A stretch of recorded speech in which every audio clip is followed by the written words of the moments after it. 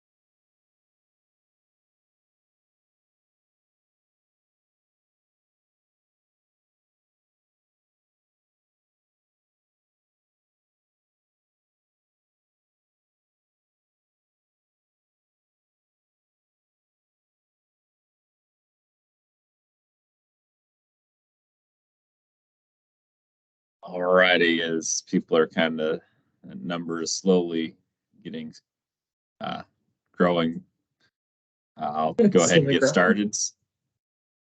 Um, get started with ITAB. So again, welcome everyone. We are in August, and in most cases, summer has flown by. I think for a lot of people, school started or is getting ready to start, and this year has absolutely flown by. So I do have quite a few updates to get through today. Like I said, there's a lot going on. Things just seem like it has flown by and not enough time in the day to get some of the things done. But we're making a lot of headway in spaces. And so the first thing on the agenda, kind of OITS updates. Uh, OITS will be moving downtown here in the next few months. So we will be leaving the State Defense Building and we will be heading back downtown, and we'll be heading back to the old space OITS used to reside in. So we'll be moving out to where we'll have windows and we'll not be in our cinder block palace here. So we're looking forward to that. But with that, obviously, as we move, we're going to try and cadence it so we don't create any service disruptions or availability disruptions. If there's issues going on, make sure our staff is still available, and hopefully the move is transparent to all the customers of ours and to the state as we do that transition and work through that move. So that is some of the biggest news we have that we want to update folks on. So we were excited for that.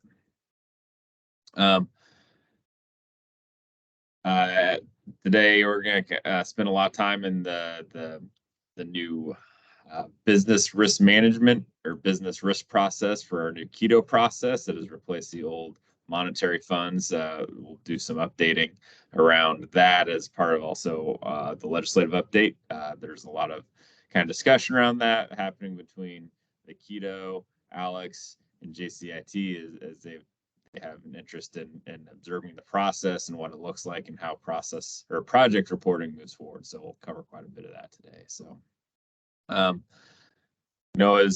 this year has been one of some very interesting introductions in terms of technology. We saw the explosion of ChatGPT, and it just kind of brought up the concept of generative AI. That is something that is actively being discussed and looked at. How guardrails and a framework can be wrapped around it.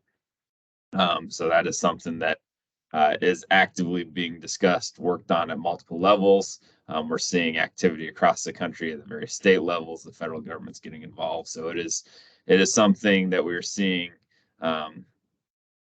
a little bit of the technology moving faster than we can in terms of understanding its capabilities. So we're kind of back into those days of when processor speed just kept advancing faster and faster and getting further than we could develop software for. So kind of back into kind of that race game. So we keep seeing announcements from the big vendors, the Microsofts, the Googles, you name it, the Facebooks, about how AI is going to revolutionize things. Generative AI is going to revolutionize how we do work. And it is going to be kind of what we call the force multiplier, in my perspective, of giving us additional tools to get more work done faster. And so I know we all love that of hearing and doing more work and getting more things done. But it is something that it is here. There's no putting the genie back in the bottle. We're going to have to take some steps to make sure we're working with it appropriately, how our vendors use it and interact with it, how our staffs use it and interact with it, and how we use our data with it. So again, lots of conversations happening on that front. I will address a couple of events we have going on in the upcoming months, which is exciting. They're continuations of some events we've had in the past. She'll have more to chat about them, but they're the Kansas Digital Government Summit and then our second annual Kansas Cybersecurity Summit. So she'll have some more details on that as well.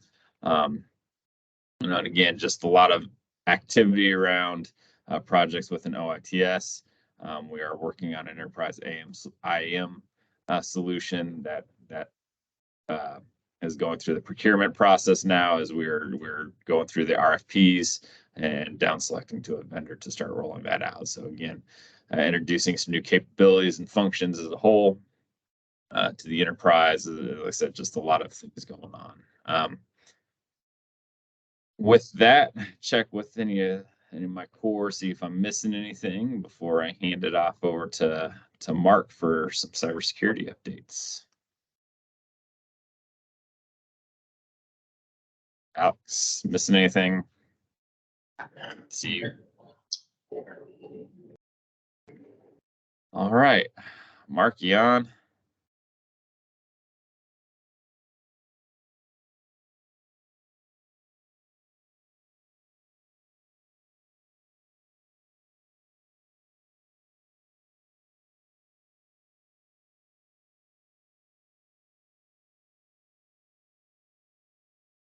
Not seeing Mark. He might be pulled away from something.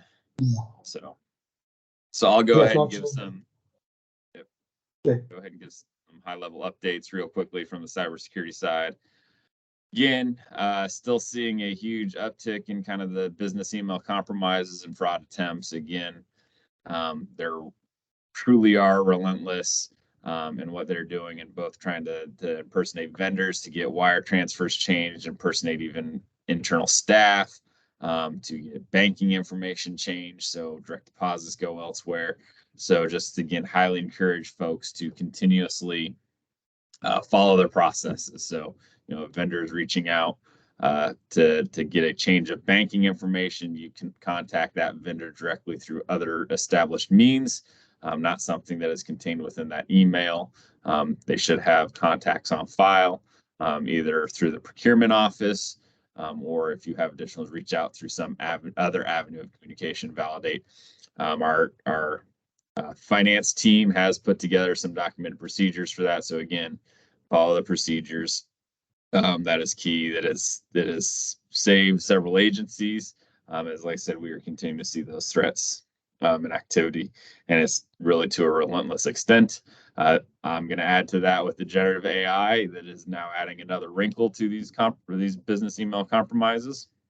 Now they're going far as possibly using some of it to record voice and use that to spoof and do it over phone, things like that. So again, make sure we're following procedures, things like that. For example, senior leaders probably aren't the ones making the request for bank information changes like that, things like that. That's what they try and spoof and try and get people to act out of a sense of urgency because it's their boss, know the procedures, knows who's authorized to do those things.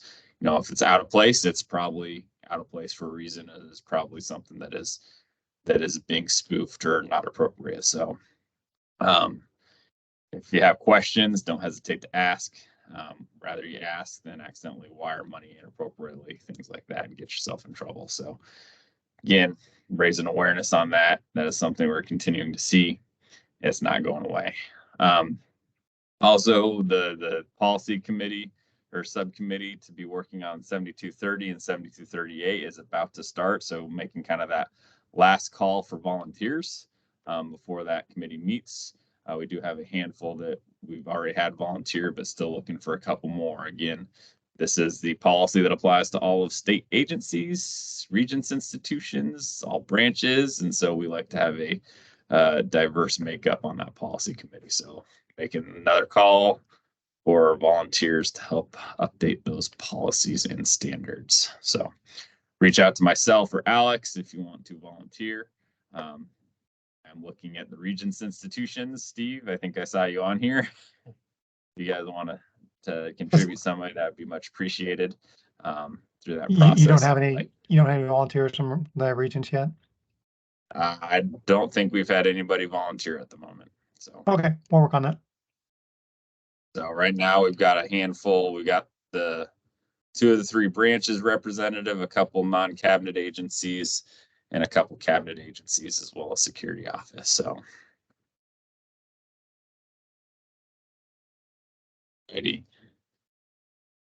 again, kind of on the cybersecurity front since we last met.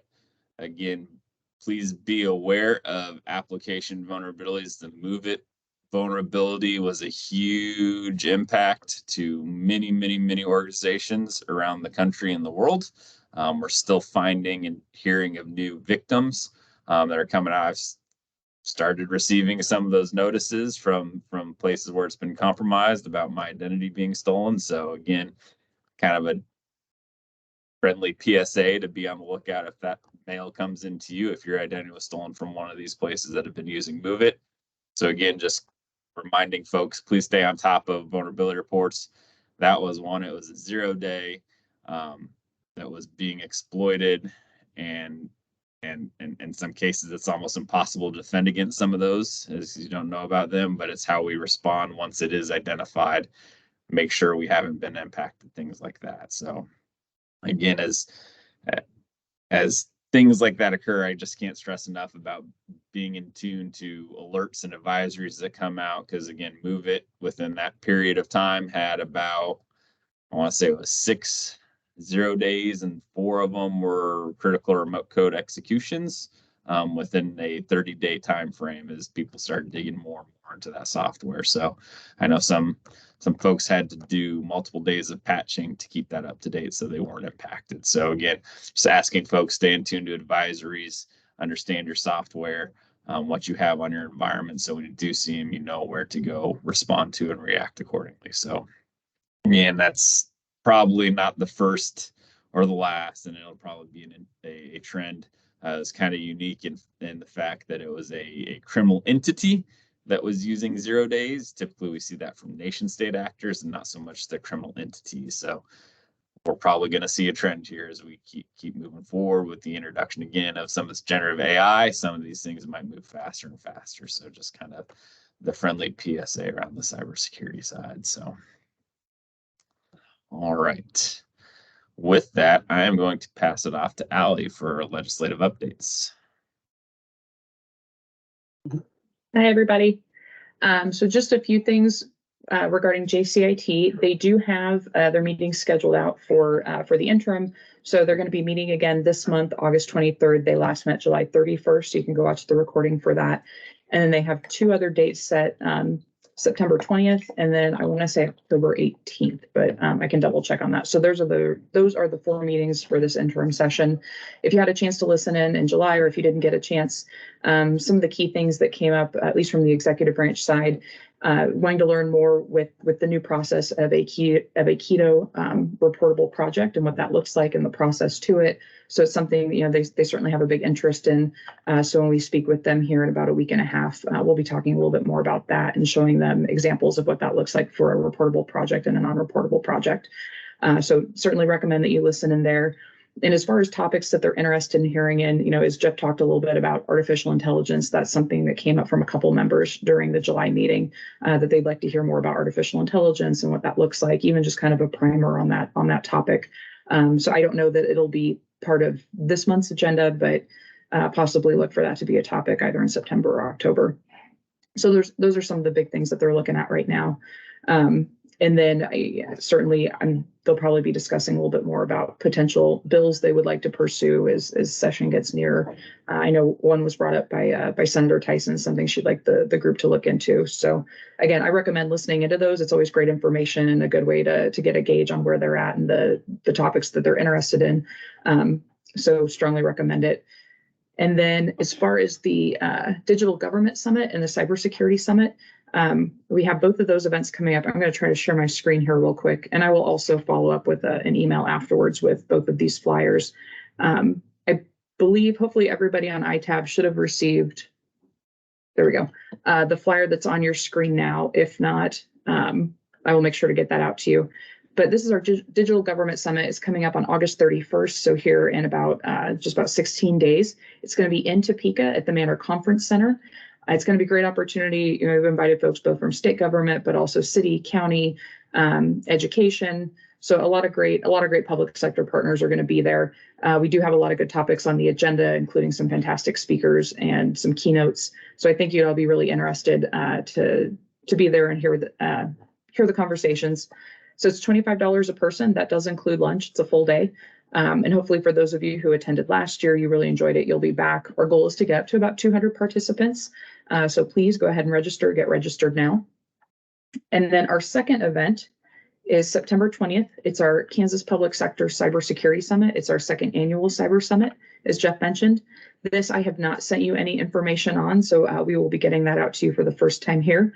But again, if you attended last year, it was absolutely wonderful down in Wichita. We will be back in Wichita again. This year, it will be at the DoubleTree by Hilton, Wichita Airport. And while last year it was free, this year there is going to be a $25 registration fee.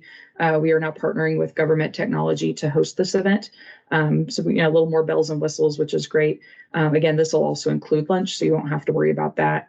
But we've got some great topics on the agenda, including a keynote about some real world cyber attack and ransomware stories. And I don't know, Jeff, if you want to speak a little bit more to the agenda for this one in particular. But last year we did have 200 individuals, again, across all levels of government, public sector, critical infrastructure partners. So we're really looking to build on that again this year and continue building that cyber community in Kansas. Yeah, and again, last year was the inaugural, and we put that on together, and so it's kind of a very condensed and straightforward schedule. But this year we plan on introducing some tracks for different areas. So if you're a local government, there may be some certain areas that appeal to you. And by partnering with Government Technology, we've got some more outreach to different speakers that can come in as well. And so we're really looking to kind of grow that conference. So we did move it to September, because October obviously is Cybersecurity Awareness Month. We would like to have it in there, but that's the same time everybody else is doing cybersecurity awareness stuff. And so at that point, you're competing with other things. Wichita has a big security conference in October as well, the OSSEC conference. And so we just want to try and kind of avoid some of that and kind of be the early bird in that. So should be exciting. We're looking forward to it. Again, this is something we continue to want to keep pushing, driving. As more we try and build that whole state approach to cybersecurity and starting to build those connections. A couple things I wanted to highlight that I don't gloss over, missed, just because some of them are recurring along this theme of whole of state. So I know there's a handful of local government that periodically join. There's an organization called GMIS in Kansas, and I just want to kind of throw that out there. It is the Government Management Information Sciences Group. It is basically an association or collaboration group of local government state entities. That's one thing I had the state join that as a partner, as a collaboration point. Their national conference, and actually I don't want to say international conference, is next week in Kansas City. It's called GMIS Meets. The state is a member, and so I know it's kind of last minute, but I'll throw that out there folks to possibly look at. So the agenda looks pretty good that they have going for that, but it's just a recognition of that collaboration space and how important it is across the board, and kind of a shout out to Kansas, because Kansas actually holds the acting president and acting vice president seats for that international organization. So but it's pretty cool that we're kind of the forefront of that right now. So really stressing the collaboration, the whole state, really excited for that. We'll have state folks attending. I know there will be a bunch of the local folks. We'd like to see that group grow. School districts, universities, state agencies, etc., participating in that. So there's a lot of great ideas and collaboration that's coming out of it. And so just excited to see where that goes. Also going on right now is we do have another Texas A&M Engineering Extension School course going on. This is introducing cyber into the Emergency Operations Center. And so it's actually a 3-day course, 1 day. I'm sorry. Yeah, no worries. 1 day of classroom instruction, then a 2-day kind of tabletop exercise with cyber folks kind of going through the emergency management process. So again, wanting to do more of those courses, we're trying to get those more out there and available, and again, appreciate folks' participation. Got a lot of cities, counties, KDHE's participating. We're participating from the OITS side, and so continue to push more of those out and more training opportunities out there across the board. So with that, I will pass it back to Allie. That's all I got. Yeah. Thank you. All righty. Thanks, Allie. So next on the agenda, Alex, you're up. Yes, I am next. Thank you, Jeff.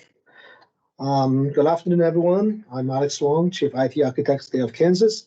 And I got a few topics that I'm going to go through with this group today, starting with the 2023 Executive Branch 3-year IT plan. So we actually triggered this year's IT plan early in June, starting with the region schools. So we worked through all the region school and received their information, and then we started the non-cabinet agency last month in July.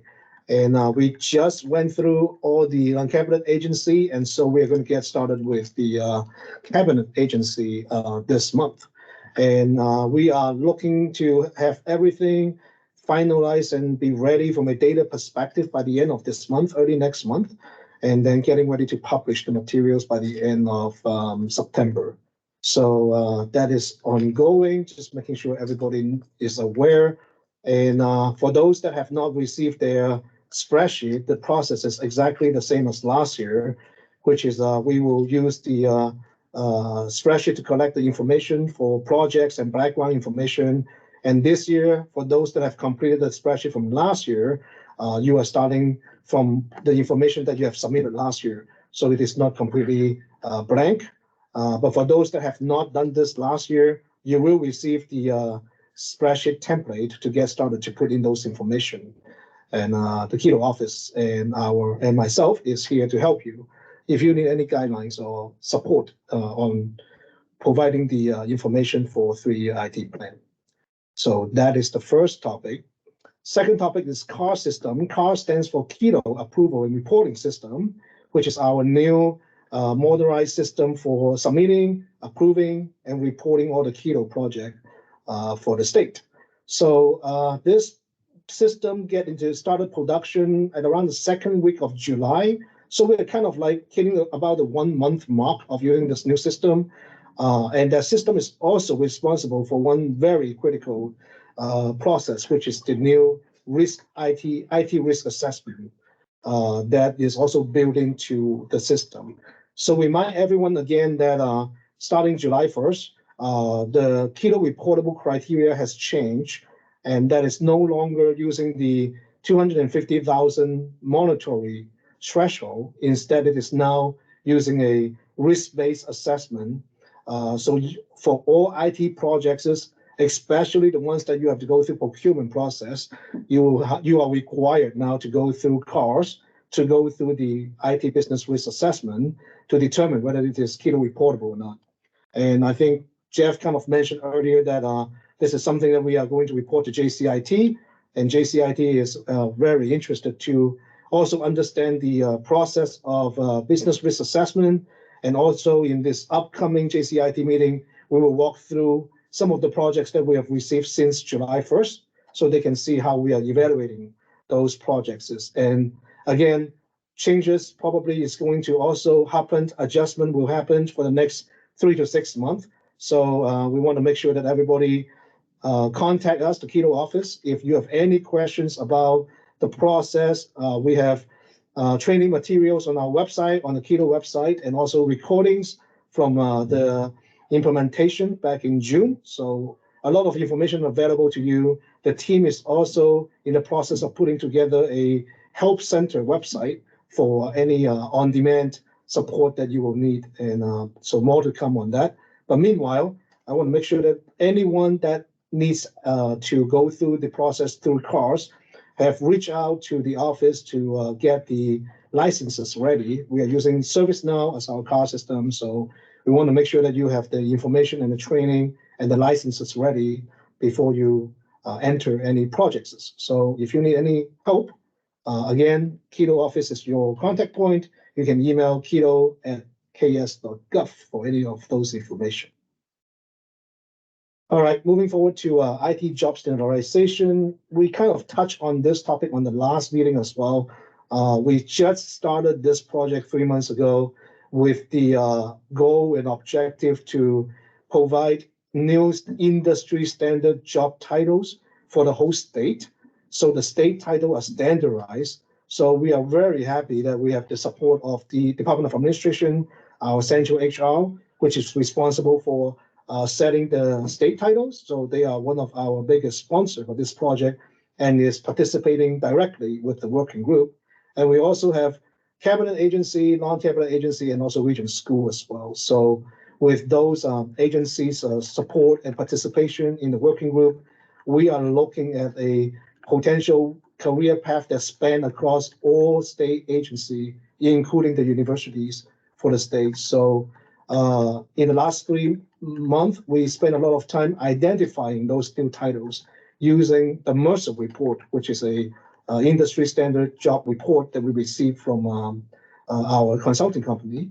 When we use that as our base to select those new titles, and now the working group is in the process of looking at the levels of those titles, and then eventually go into the job description to standardize those things and the requirements as well. And meanwhile, we are also looking at all the existing job titles and descriptions to also do a gap analysis to see what are the titles that we're using today. They match up with what we are selecting in the future, and whether there's anything that we missed that we need to look at.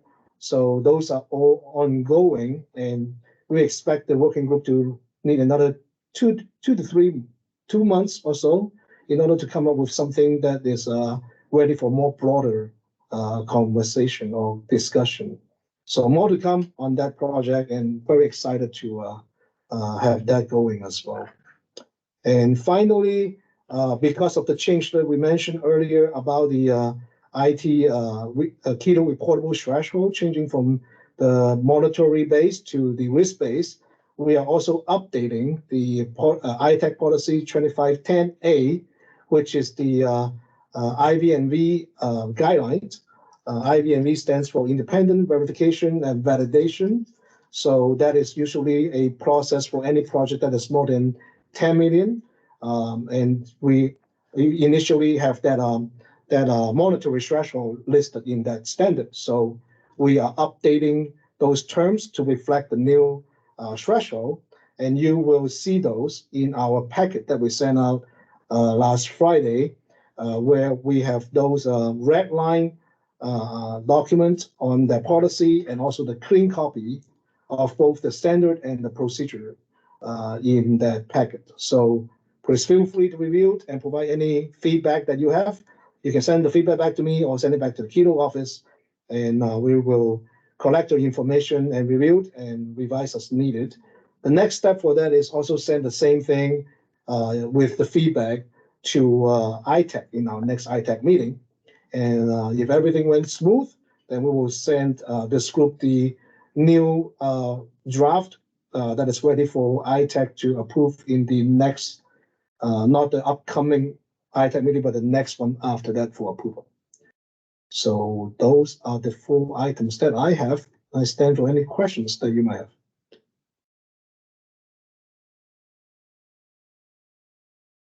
Looks like there's a comment.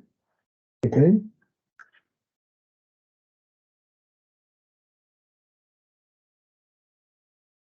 And then the DCF wanted to share that DOJ fact sheet on the proposed rule on web accessibility and mobile application. Yep, thanks for the information.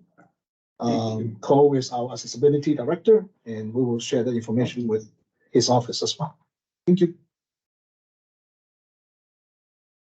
Thanks, Anthony. And kind of along that points, again, I know accessibility is a big priority for Kansas. There's question, we're kind of one of the forefront states in actually having a dedicated team for accessibility. And so, again, Cole's a great resource. Anthony is a great resource. We want to make any of the services and solutions we deliver compliant with those requirements and make our resources accessible. So if you have questions, please don't hesitate to reach out. They'll gladly help in all cases. So like I said, that's an important part of the project process.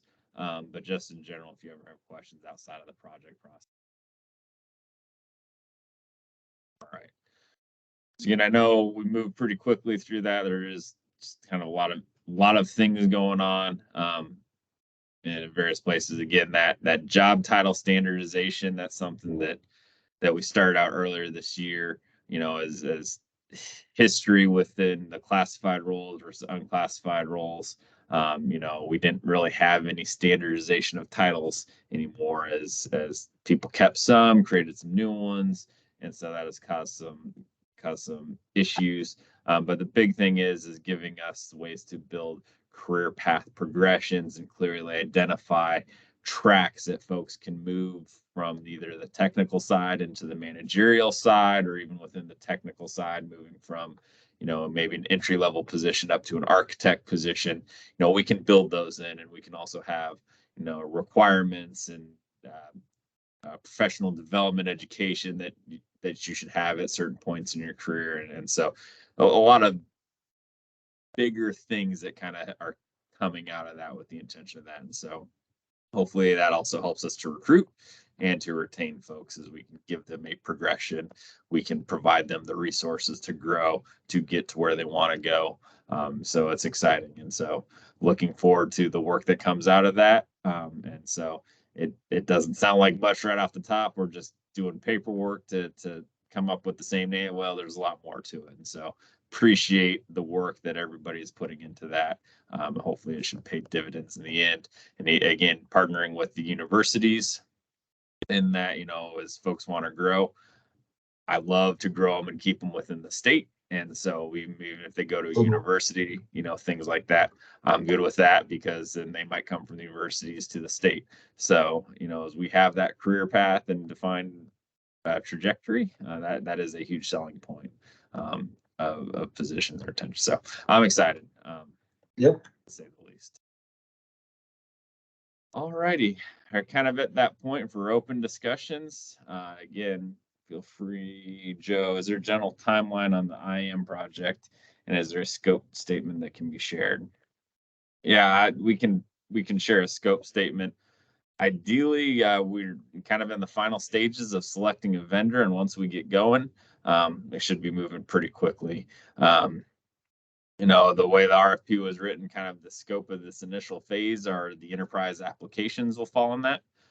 So from executive branch side, it's going to start out with Sharp and Smart, the ServiceNow Enterprise VPN, and Office 365 environment, and then the employee health and benefit portal for the executive branch folks.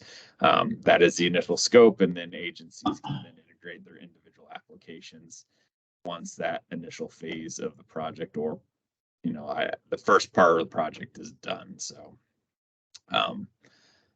we'll have to see once we get into negotiations on what order they pick and things like that. But hopefully it shouldn't be more than that first applications within 6 months of when we select a vendor. So everyone we've talked to, other states said once they get going, they actually move faster than they had predicted because of how simple it was.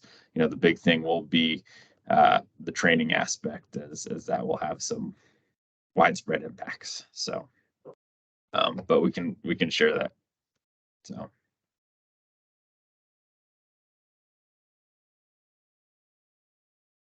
Other questions?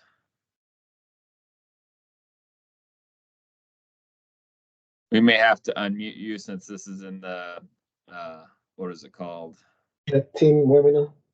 Yeah, the webinar mode. So if you do have something, you can raise, I think you can raise your hand and we can come Yep. in and unmute. So. Yep, definitely.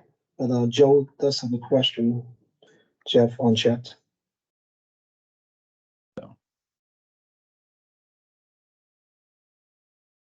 Let's see. Somebody unmute Joe. Yep, working on that. I think I just did. Yeah, no worries. I just I got a lot of questions that probably don't have a lot to do with everybody else that I don't know who I should touch base with there, Mark or who. Myself, probably the start because I launched that project a little while. Okay, I'll reach out to you later. Yep, sounds good.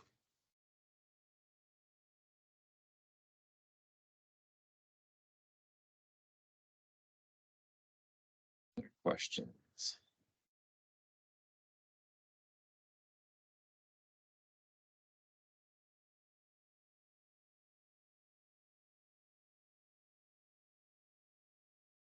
I think ITAB is slated for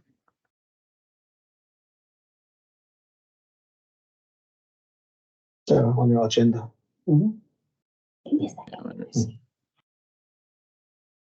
September 26th. So.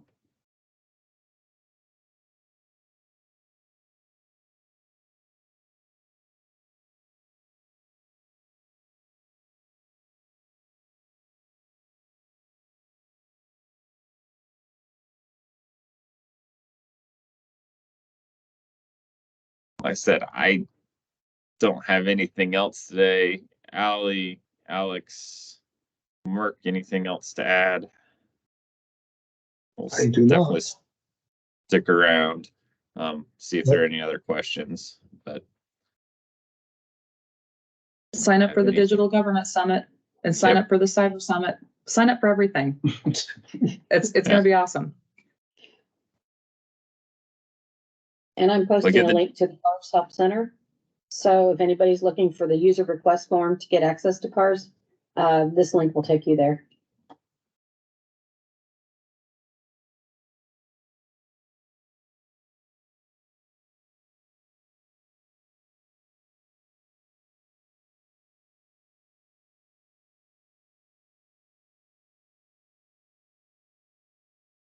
That's a good idea. We'd love to see JCIT there. That'd be wonderful. that would be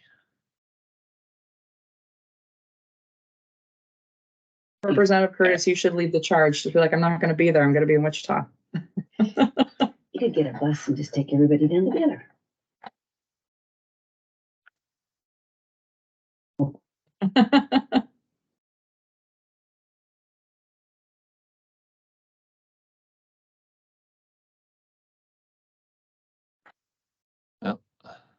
I mean, with that, I think we can adjourn. Like I said, I'll stick around if there are any other questions. You know, as always, don't hesitate to reach out, and we can do what we can do to assist or provide answers or point you in the right direction if we don't have the answers. So, again, appreciate everyone's time and appreciate what everyone does to support the state and our citizens.